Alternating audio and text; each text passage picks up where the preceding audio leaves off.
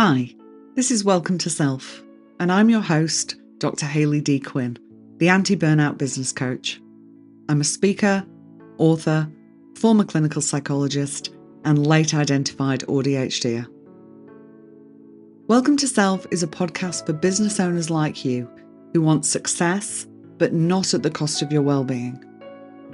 This is about transforming self and transforming business. I'll be here to remind you that you're human first, and as well as being a business owner, you have different roles in your life that need your attention. And to manage those well, you need to take care of yourself in the best way possible. Here you'll learn about practices that'll help you navigate not just your business, but your non-work life as well. And you'll realise that you're not alone in the ways you struggle. You'll have your curiosity piqued on various topics as I chat with wonderful guests and bring you solo bite-sized episodes. I'm here for service-based business owners and entrepreneurs like you to help you increase your self-care and compassion, change your relationship with yourself and your business, and elevate your business to a new level so you can live the full and meaningful life you desire. This is a place of nourishment, growth, and helpful information. A place where you can learn ways to assist you and your business to thrive. We'll talk all things mindset, strategy, and well-being, and I'm so excited you're here. If you haven't already, go and hit subscribe so you don't miss an episode. So let's get started. Hi, and welcome back to another episode. Today's going to be a little bit different because I'm going to be sharing my burnout story. But rather than just tell you my story, I've got one of our past guests and a dear friend of mine, Emily Wilkinson, here, and she's actually going to swap seats with me and she's going to be doing the interviewing. So I'm really looking forward to that. I'm used to being the one asking the questions on this podcast, but today it's going to be Emily doing that for me, and I'm so grateful. Thank you so much for joining me with this, Emily. Really appreciate it. Thanks, Hayley. What an honour to be asked, actually, and to talk to you. I know I was talking to you about this before we started recording, but yeah, big shoes to fill being on the other side of things and interviewing you. And what an important topic too. Yeah. And I guess I was just thinking about you're very much the queen of burnout prevention, and really looking forward to getting into our conversation today. And the first thing I'm thinking about is just really drilling down into when did you first realise that you were in burnout, like back when that happened? Do you mind telling us about that? Yeah, so my burnout was almost 10 years ago. I was thinking about this. It was almost 10 years ago now. And in some ways, it seems like a lifetime ago. And in others, it seems like it was just yesterday, really.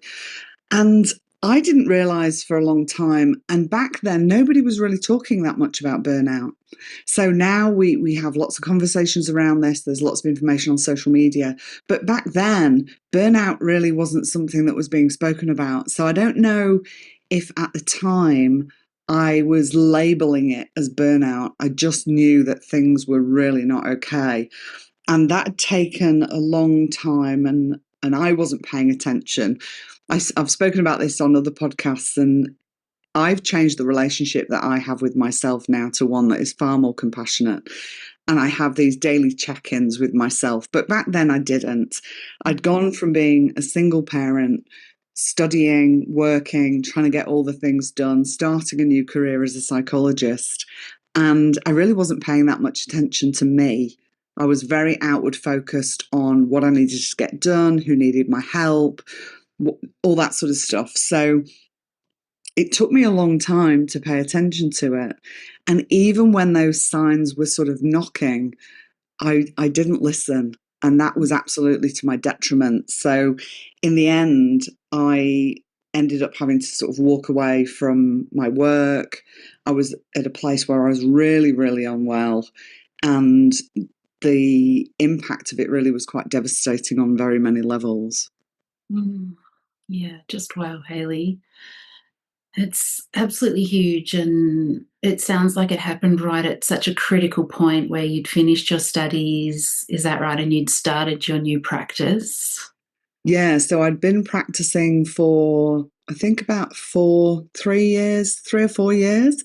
I was working in a group practice. We all worked for ourselves, but we shared a group practice space. And it was a beautiful, supportive environment. We would have lunch times where nobody would book clients, and we'd be in one office having lunch together and chatting. So for me to have to leave that in itself was really distressing, because the colleagues that I was working with and a lot of the clients that I was working with as well, like I was really enjoying my work, but my health was just deteriorating, and I got to the point where I had no choice. Yeah, yeah.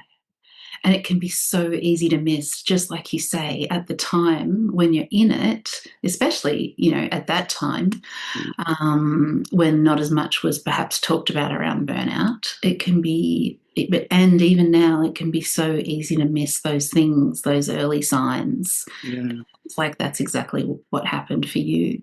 Yeah. So when I kind of look back and reflect, I had started just feeling more tired. And, I'd been a single parent for a long time. By this point, I was married. And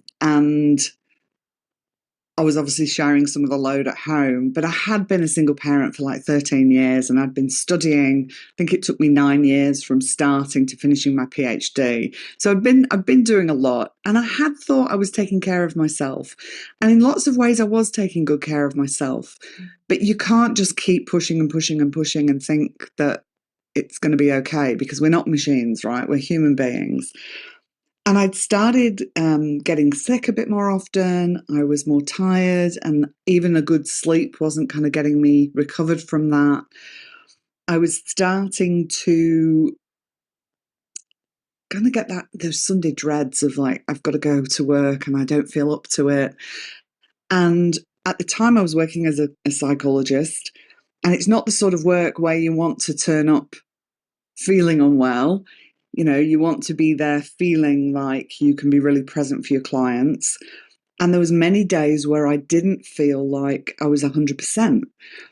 And I think what also was happening, the less resilient I was feeling, the more self-doubt and self-criticism was showing up. And I've also seen this in a lot of other people I've worked with, where they are moving towards burnout, or they are in burnout and we're working on recovery, is when that resilience starts to drop, the self-critic has a really nice opportunity to jump in and start telling you how useless you are, and that you're not a good enough therapist, or you're not good enough at whatever it is you do. And so there became for me this kind of compounding emotional aspect, bringing up lots of fears and worries that other people would judge me. I was certainly judging myself. There was the health aspect. Gosh, I can't even speak. I'm actually recovering from COVID. I'm feeling well, but obviously my brain isn't quite caught up to where I need to be right now. Wow. So there was lots of things. I can remember driving to work. It was about a half-hour drive. And by the time I got to work, my hands would be in pain from holding the steering wheel. I would feel quite exhausted. And I'd sit in my office and think, oh my gosh, I'm already exhausted and I haven't even started work yet. So I'd have this kind of anxiety bubbling around as well. And then it got to the point where I literally had a day where I remember a client had left. During the session, I was feeling really unwell. I was feeling quite sort of like brain foggy, and I can remember thinking to myself, I really need this session to be over, and I really hope the client doesn't recognize that's what's happening for me. So I had this sense of really wanting to be there for my client, feeling so awful that I just wanted the session to be over. And when they walked out the door and I closed the door behind them, I just burst out crying in my office. Yeah. Like I'd got to the point where I just didn't know what I was going to do. I felt so unwell. I'd worked so long and so hard to become a psychologist. I'd found this practice where I was working with clients who I really enjoyed working with colleagues who I adored. And it was all just coming crashing down around me. Mm. Wow. Yeah. You speak to that so beautifully in the sense that, like, what a journey you'd actually gone through to get to that point. And then also the other side of that being that that can have such a cumulative effect. You know, you'd done a PhD, you'd been doing that as a single mum, I mean, even going back prior to that, you'd moved to Australia from the UK, and like just so many elements. You know, you'd managed to just do so brilliantly, and yet what you're kind of saying, I think, is, but that was taking its toll over time. Absolutely. Yeah. And I was diagnosed autistic with ADHD, or identified as autistic with ADHD, almost 3 years ago now. So at the time, I had no idea either that was neurodivergent. So I was also trying to fit myself into a world and a system that was not built for me. Thankfully, I now know differently, and I do things very differently. But back then, I just kept trying to push through. And I think because I was starting to feel inadequate, that was what I was telling myself. It's like, well, I'm not coping with this. There's something wrong with me. I was trying to do better. I was trying to push through. I was trying to prove somehow that, no, I can do this. I can do this. And I wasn't great at asking for help. Now, I've always worked in my adult life. I've had my own psychologist or therapist through my adult life for different things. And so I was okay at having my appointments that I booked. Like, I paid for that help. That was, I was okay to go and do that. But when it came to actually asking for help or speaking up and saying, actually, I'm not okay, I just wasn't good at that. Thankfully, I am good at that now because it's been a practice. Yeah. But I wasn't good at that. So I was trying to, I guess, really stay masked and let people see that actually I'm okay. I'm okay. Don't worry. It's nothing too bad. My colleagues at the time could see, and I started having conversations there because I had to. I was kind of forced to, but it was all very much at the point when I had to. And I think there, both for myself and for other people I've worked with, I think there can be a lot of shame, particularly when you're in a helping role. I was a psychologist. Surely I should have known how to manage all this. These are the things we tell ourselves. And I think, when there's a lot of shame, that can really impact whether you do tell people you're okay, whether you do access the things you need, whether you start to behave in ways that are going to be more helpful. So really then starting to have these conversations with people and acknowledge, actually, I'm not okay. My health is deteriorating. I don't feel like I'm coping well. Having that conversation with my husband, having that conversation with some close friends and like people like my supervisor at the time, that was actually really helpful. Just took me a long time to get there. The messages were nudging and I wasn't listening. And at the end of the day, when we don't listen, those nudges just get louder and louder and louder. Oh, yes, that's so true. And it sounds so understandable the way you tell that story, that actually those coping techniques, it would have seemed, and in many ways they served you so well so far, as in, like, they'd got you through a PhD. Yeah. And it's understandable in so many ways that you were thinking, well, actually, I'm just going to keep doing what I always do. Yeah.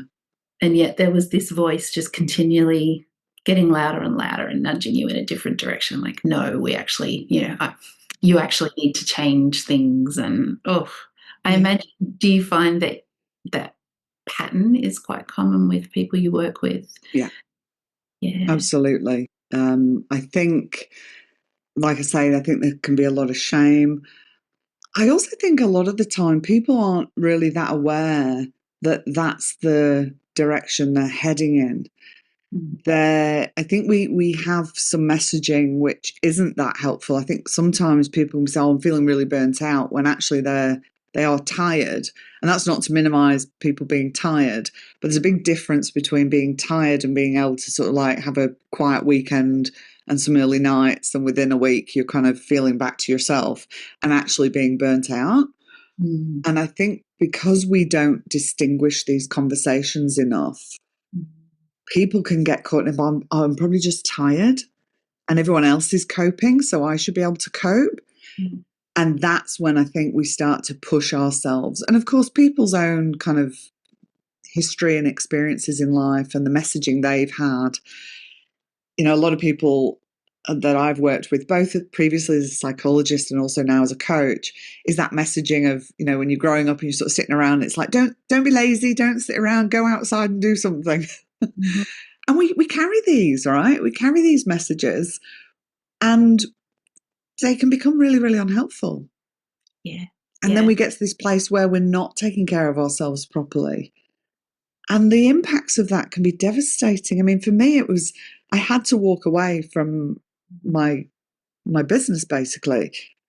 And that was my income. Now, had I still been a single parent, that would have been really devastating. I was fortunate that I was remarried. I have a very supportive husband. We had savings in the bank, and he was happy to just let me recover and do what I needed.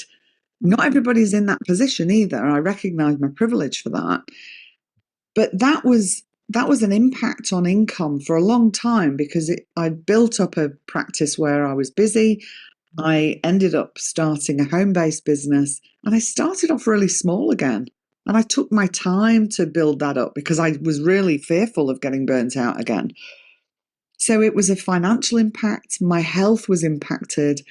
And I would say even now, I still have some impacts from I developed chronic illness. So I still deal with some of that. I had lots of times where I'd had to cancel on social engagements because I didn't feel up to it, or I didn't want to talk to people about what was happening for me. So I had some friendships go by the wayside. My relationship with myself, whilst it's now extremely compassionate, I had previously a very toxic relationship with myself. It had started to kind of ease off, but then it just ramped up. The toxicity of the relationship and the way I was talking to myself for a period of time was really, really awful. Like I say, thankfully I've changed that and done a lot of work on that now. But there was just impacts on all that stuff, your relationships, your income, your health, the practicalities of what you can and can't get done in your life. So it's a very, very high price to pay. And this is why I'm so passionate about burnout prevention. I talk a little bit about my own story in my debut book.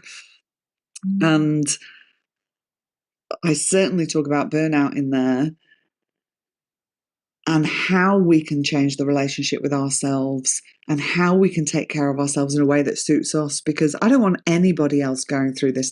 The reason we're doing this for season 9, really focusing on burnout prevention, is I don't want to see other people go through this. It can be absolutely devastating on so many levels, and there are ways of preventing it. I think we have this narrative that, it's inevitable.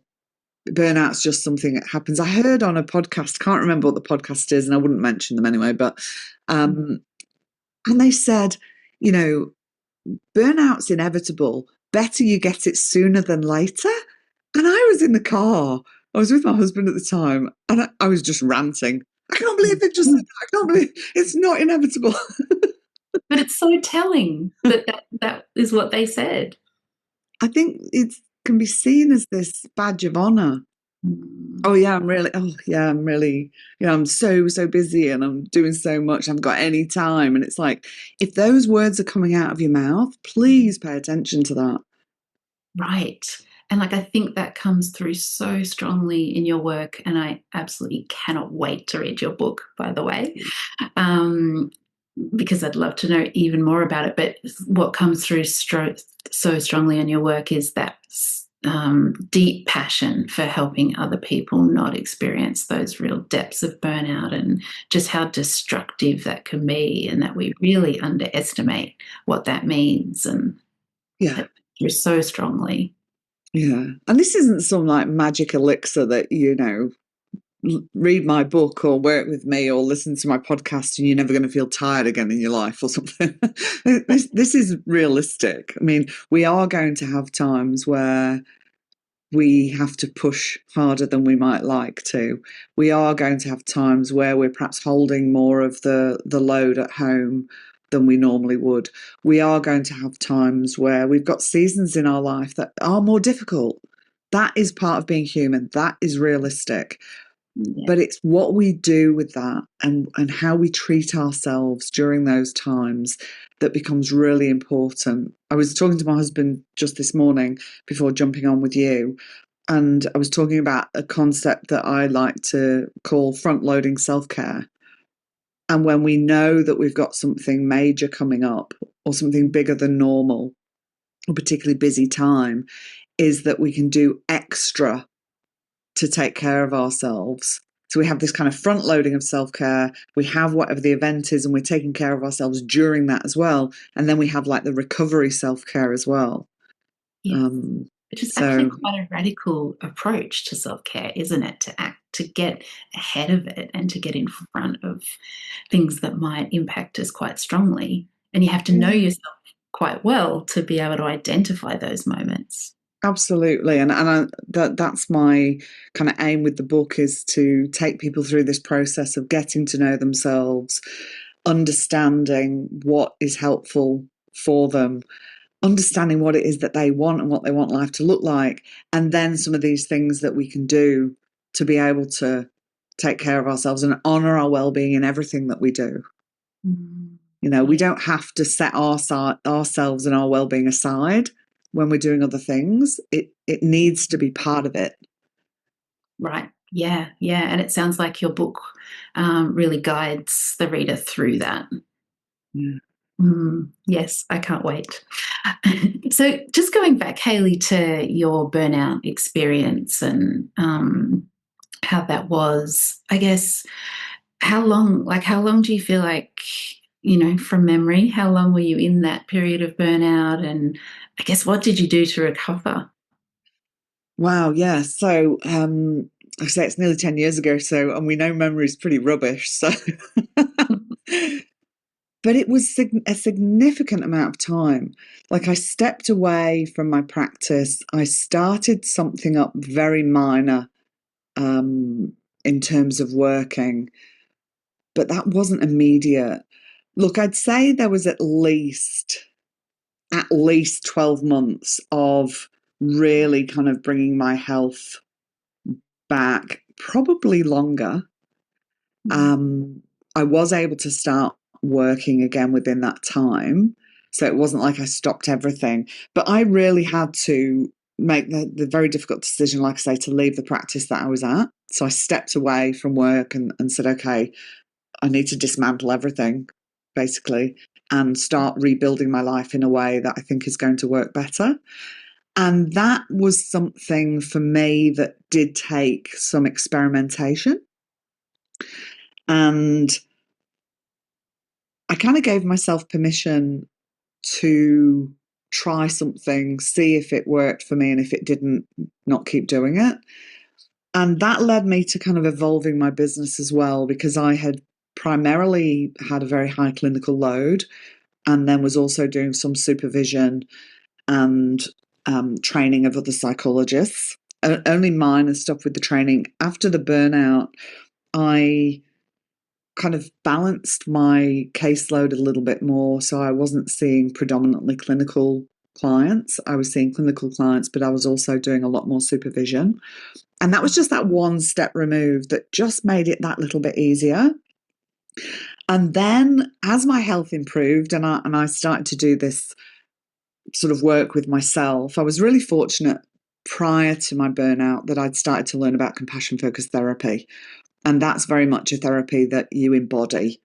So you get the benefit for yourself, and you're then able to more effectively use it with your clients.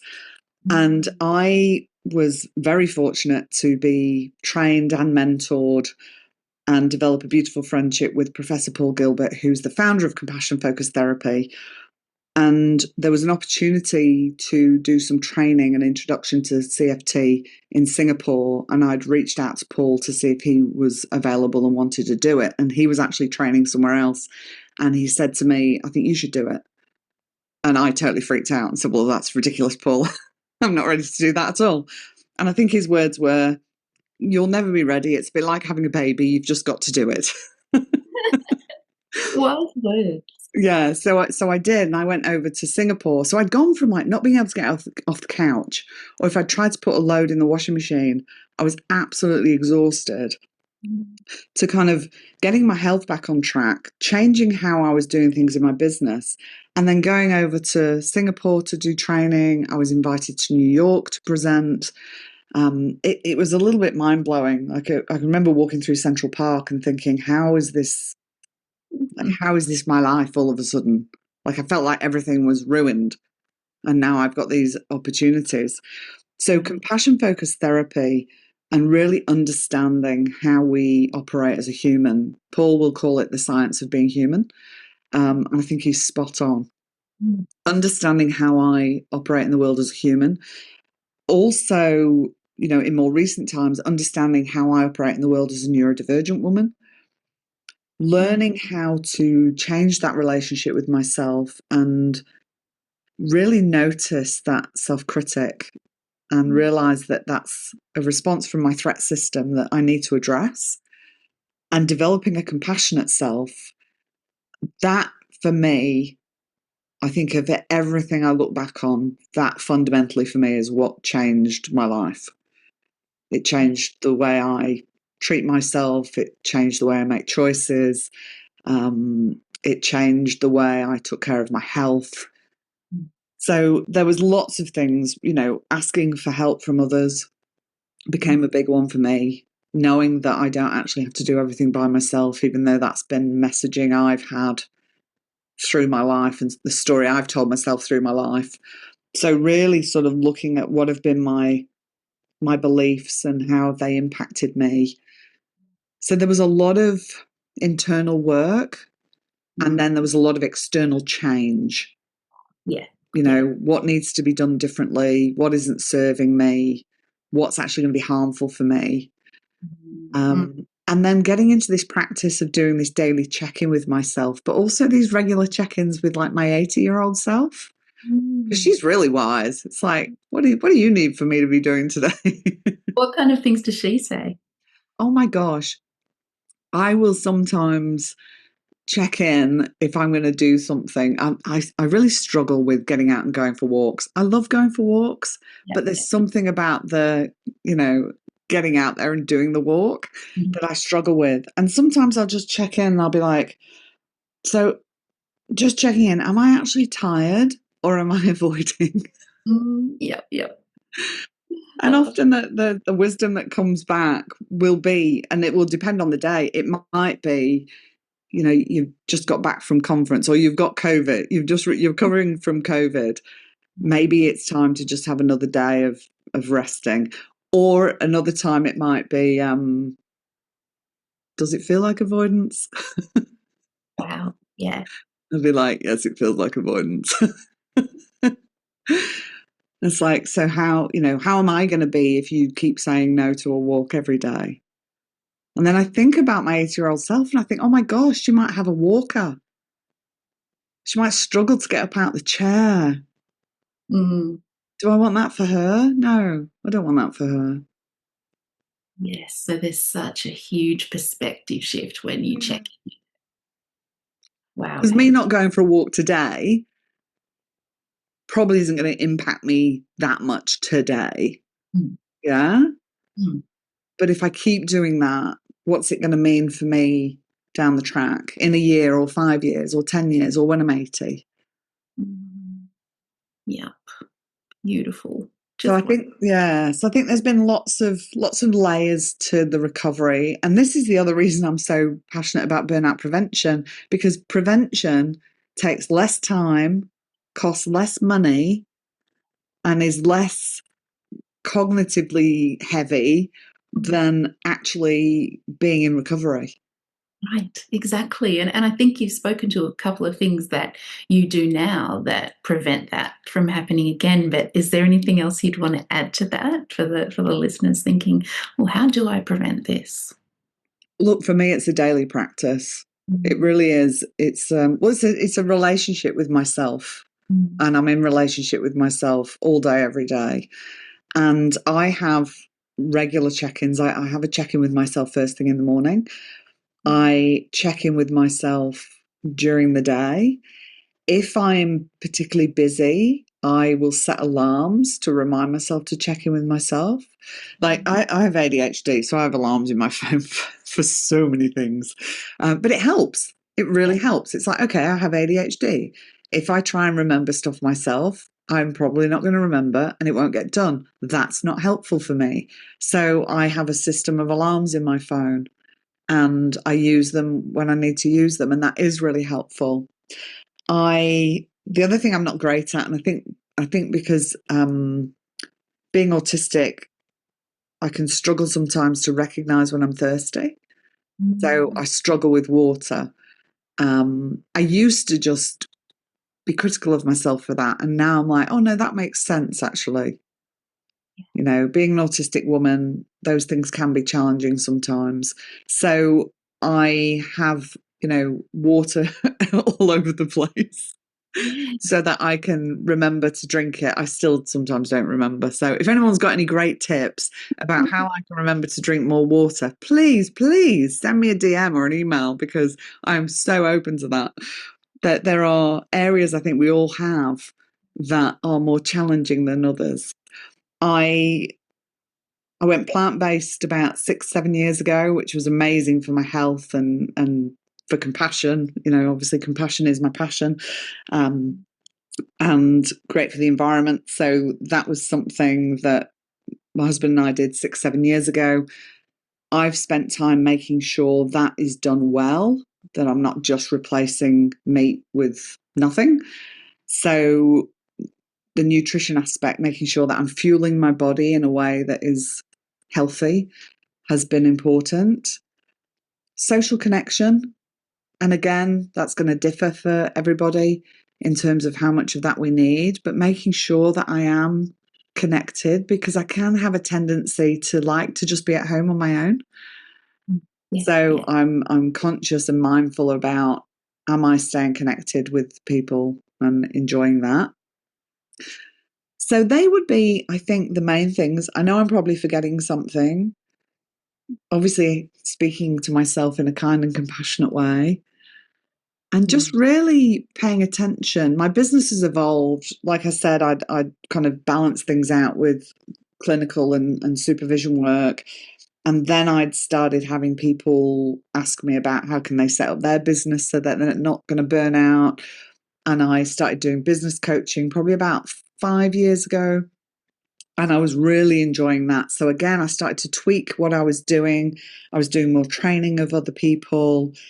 I was doing some speaking events. And then over time, I just kept minimizing the psychology side of things. And then last November, I actually gave up my psychology registration, which was a huge decision. I had some very long term clients that I'd been working with. That was really hard to say goodbye to them. And I knew it was the right decision for me. And I focused in on my business coaching and training and speaking. And obviously, I've been on a podcast for a number of years. So it's really keeping an eye on what am I doing in my life? Does it suit me?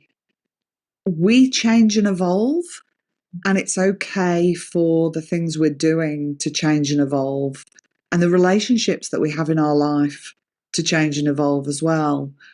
So I think it's really just staying connected to myself and being mindful of what I am and what I'm not doing, and is it helpful for me? Right. Yeah. And how fundamental that is. And just to add to that too, Hayley, something that I've really noticed when we've spent time together is that you totally walk the talk. I Oh, think. thank you. Mm. As psychologists, with your psychologist background, as psychologists, we can be very guilty of, you know, advising our clients to do certain things and then not necessarily following through in the same way for ourselves. And it just has always struck me that you absolutely do what you talk about, and you don't, like you said earlier, you don't pretend that there's some kind of magic fix or magic wand. You talk about the work in progress that having a different relationship with ourselves means. Yeah. That it is a work in progress, and that you're constantly in communication with your 80-year-old self, or you're checking in, and you're doing that genuinely on a daily, weekly, basis. Yeah. Oh, thank you. I really appreciate that, because authenticity is a strong value of mine. I know that's a word that people are throwing around here, there, and everywhere. And I read something a while ago that, oh, we shouldn't even use that word anymore. And I'm like, no, I'm using that word. That's an important word to me. So that is the biggest compliment that I get from people, is to say that I do walk my talk. That's not to say I get it right all the time. There are times that I am not going out for my walk, and I am sitting watching Netflix, or I am, during this process of the book, that's been another personal growth journey, as these things tend to be. I say to people, business ownership is one of the biggest personal growth journeys you'll go on. It's not about business. It's about you. Because you got to get out your own way. You got to deal with your own stuff. And writing this book, if I had given in to the feelings of imposter and the self-criticism and the sort of like, who am I to be writing this book, and all that stuff that shows up, if I hadn't been able to just notice that and be like, oh, of course you're feeling like this, darling. This is vulnerable. You're putting work out into the world. That's a vulnerable thing to do. Then there probably would be no book. Yeah. And also the book's been really helpful in terms of, if I'd have just sat here hours upon hours, never getting out of my chair, not stopping to eat, not seeing anybody, not doing anything that's helpful for me, but only writing the book is like from self-neglect to self-compassion. Like, it's a reminder every time I sit with the book, well, you can't skip all your meals, or not get up to go to the bathroom, or tell your husband, no, I don't want to go out for that walk, or let's not go for dinner because I've got the book, and neglect my relationships, because that would be the antithesis of the book, right? Yeah. Yeah. So you were really living it as you were writing it, and so conscious and reflective about that. Yeah. Okay. When I'm making a decision about what to do next, it's not always going to be, that I put the book first, because I've got to come first. Yeah, absolutely. And I think, and as particular as women, I think we can struggle with that. I'm going to put myself first. It's like, yeah, absolutely. Put yourself first. It's not selfish, it's essential. And it will mean that you can do the things you need to do, whether that's for yourself or for other people, in a much more effective way, in a much more helpful way, than if you are feeling exhausted, feeling irritated, feeling resentful, feeling burnt out. It's not worth it. Like, you said that that's the thing that stands out to me, that a lot of the times people can be guilty of telling people to do things but not doing it themselves. The cost of burnout to me was so high. I am not willing to go back there. So if that means I change the relationship with myself and I check in every day, I'm not always going to get it right, and that's okay.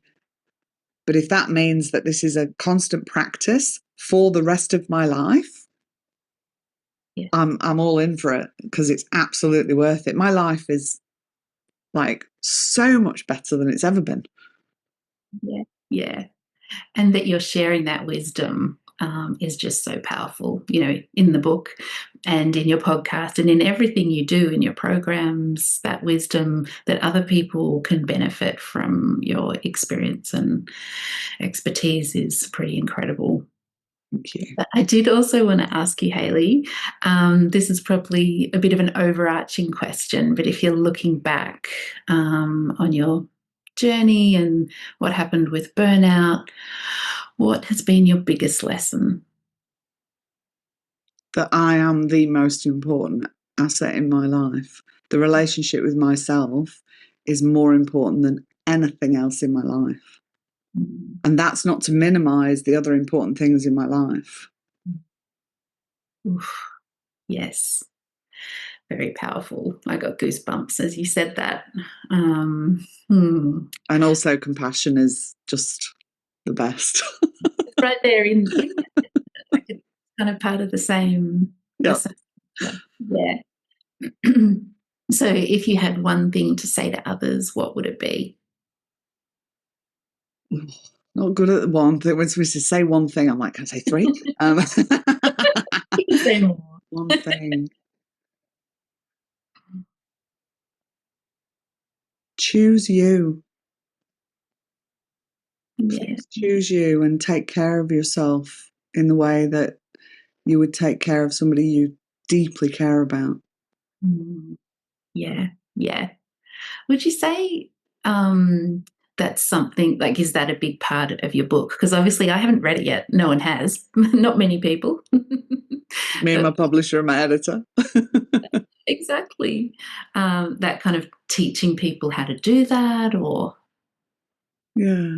mm, yeah, Yeah, wow. it takes you on a bit of a journey of understanding what it means to be human and then understanding that on a more nuanced level of understanding yourself as a human, um, Mm, thinking about what you want, what you've perhaps been putting aside, and learning how to do things differently so that you can create the life that is going to allow you to thrive. There's lots of meditations through the book, which I think is going to be really lovely. So it's very much a book that will, explain some concepts, but not in a kind of like, oh, yawn way. Um, but take you through this experiential practice. And I really do believe that by the time somebody gets to the end of the book, they will have had change in some form. yes. Wow. Uh, Can't say that about many books. So, oof. Now, this feels like a little strange asking you the question that I've heard you ask so many of your guests, but I also really love this question. So, lucky me getting to ask it.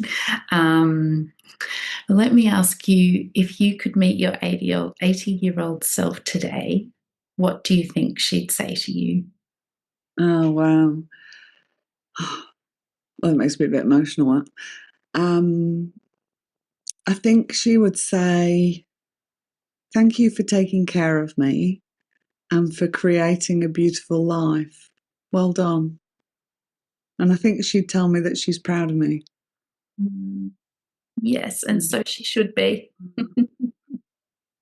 Just That's an wow. emotional question, that one, isn't it? I Yeah, always love asking that one of my guests. such a lovely question. Yeah. Oh my goodness, Hayley, thank you so much for being so vulnerable and sharing so much of your wisdom with us. And yeah, just feel really grateful to have been able to have this conversation with you. Thank you so much, Emily, and thank you for being such a fantastic interviewer. That's been so fun, kind of swapping the chairs and doing this differently. And thank you to you all for tuning in. I hope you found that helpful.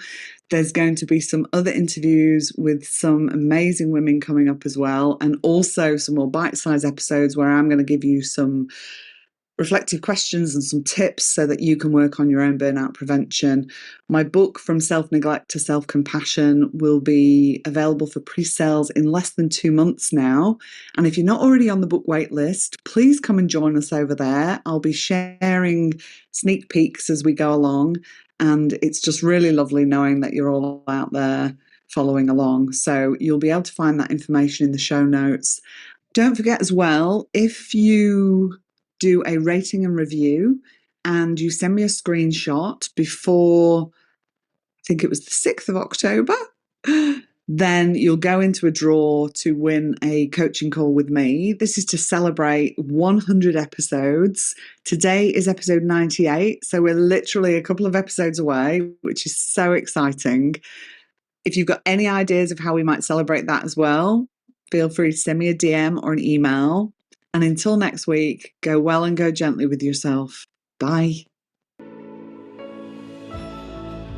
Thanks for sharing this time with me today. I hope it's been helpful and supportive. If there's been something in this episode that you have found helpful, I encourage you to share it with your business besties so they can benefit too. Shares, ratings and reviews really help to increase awareness and reach of the podcast, meaning more people can benefit from the information. I really appreciate you taking the time. If you'd like to know about the ways we can work together, check out my website at drhayleydquinn.com. I'll pop the link in the show notes, and you can also join my mailing list from there and be kept up to date with all that is happening.